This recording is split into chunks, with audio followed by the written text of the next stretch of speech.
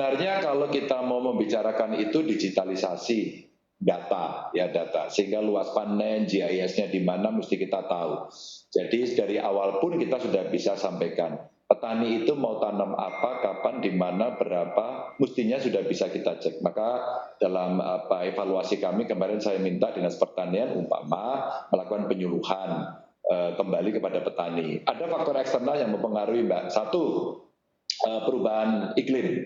Perubahan iklim ini suka tidak suka, mau tidak mau sudah mempengaruhi. Ada beberapa hama yang muncul. Dua, ada produktivitas kita yang tidak terlalu tinggi. Karena rata-rata kemarin ya sekitar 5,6-5,7 ton per hektar. Itu buat saya rendah sekali.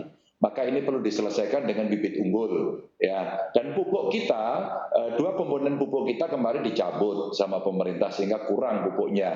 Nah ini saya kira harus serius betul. Kita ini sebenarnya mau kasih subsidi pupuk, ya, untuk menjamin kebutuhan pupuk petani, atau kemudian dicabut saja subsidinya, ya, sehingga petani hanya butuh disediakan pupuk. Tinggal nanti pemerintah bisa mengambil kebijakan untuk menjadi off-taker-nya dengan harga yang tentu saja menguntungkan petani. Petani kan tidak butuh untung yang tinggi-tinggi, tapi dia mesti untung dengan perhitungan keekonomian ketika mereka menanam. Komplainnya kepada saya, Mbak, Pak Gubernur pupuk kurang, Pak Gubernur obatnya mahal. Nah, negara mana coba yang tidak mensubsidi bahan pangannya? Saya kira Indonesia mesti perhatian pada soal itu. Maka saya kemarin menyampaikan penting kepada Pak Menteri Pertanian umpama, Pak mohon kiranya ini disampaikan agar kita bisa mengalokasikan kebutuhan pupuk secara cukup. Yang kedua juga meminta kepada Komisi 4 DPR agar kita memperhatikan betul kebutuhan anggaran yang diperlukan untuk mengcover jumlah pupuk. Yang berikutnya adalah peralatan atau asintan, ya, yang kita butuhkan termasuk dryer, ya. Ini menurut saya penting karena curah hujan yang kemarin cukup tinggi, terus kemudian BMKG juga melihat kondisi atau menginformasikan ini cukup lama, bahkan intensitas hujannya lumayan tinggi sehingga banjir di mana-mana. Maka ini yang juga mesti diantisipasi dengan peralatan-peralatan. Gagal-gagal panen di beberapa tempat menurut saya mempengaruhi tapi tidak terlalu tinggi. Maka mesti kita sediakan benih cadangan untuk bisa menggantikan mereka. Tapi sekali lagi saprotannya mesti didukung ini dengan baik. Maka saya nyampaikan kepada dinas saya kemarin dalam rapat, yuk kawan-kawan penyuluh kita gerakkan lagi, kita sampaikan kepada kawan-kawan petani melalui Poktan nggak Poktan, agar kita semuanya mulai bisa mendata dengan baik, kemudian dengan teknologi yang lebih unggul, dan kemudian dengan benih dan saprotan yang memang terpenuhi. Tanpa itu Pak nggak bisa. Masa kita nggak bisa mengambil kenaikan rata-rata di angka 7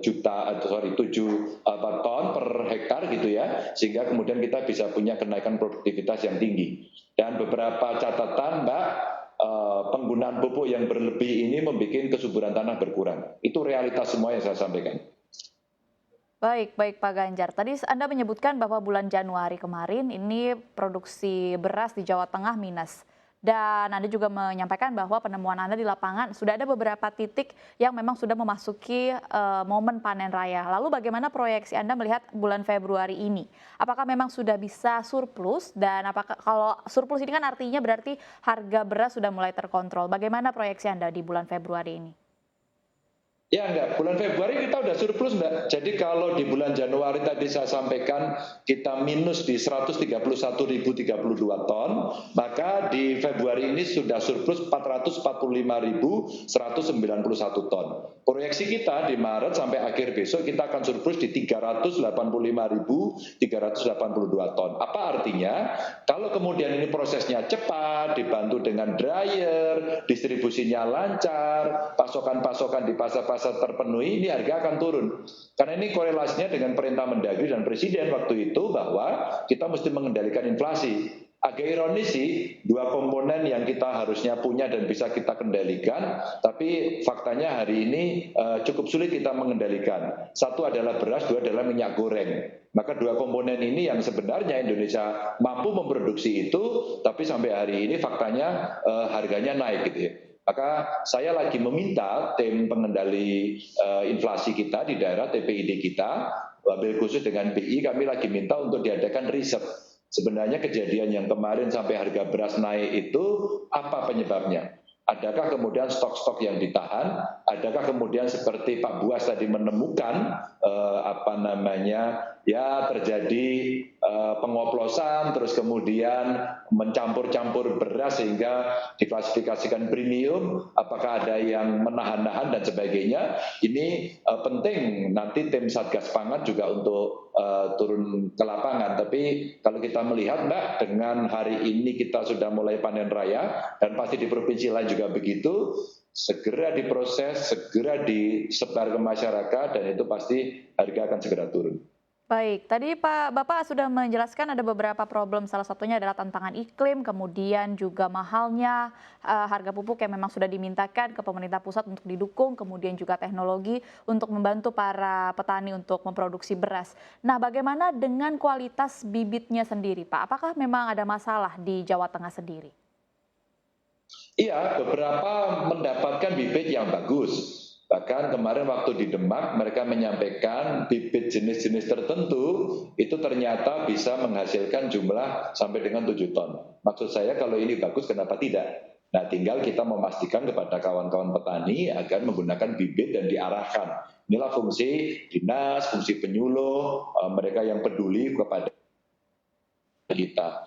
Yang kedua, konsolidasi lahan penting. Umpama saya mendapatkan pemandangan yang kontradiktif dari dua tempat. Kemarin di Kendal itu, Mbak, panennya menggunakan orang. Wah, jadi rame-rame mereka berada di sawah. Yang di Gerobokan nggak ada orang, Mbak. Hanya menggunakan combine harvester dan kemudian itu dikerjakan dengan sangat cepat, hanya butuh waktu 2 jam untuk satu bau istilah mereka, itu dikerjakan dengan sangat cepat dan hasilnya sudah dirontokkan bagus sekali. Ini contoh-contoh mekanisasi yang kemudian perlu kita bantu petani kita.